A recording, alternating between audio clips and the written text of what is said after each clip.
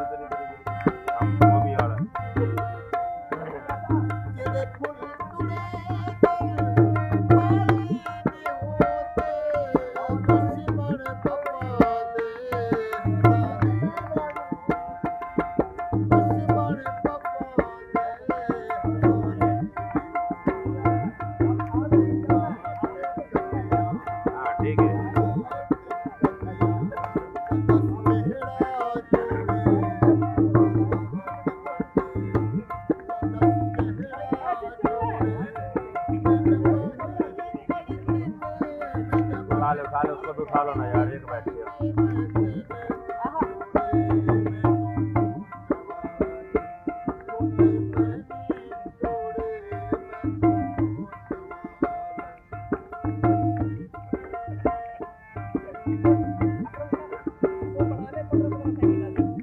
ओहो ये तो लंबी बन गई फिर।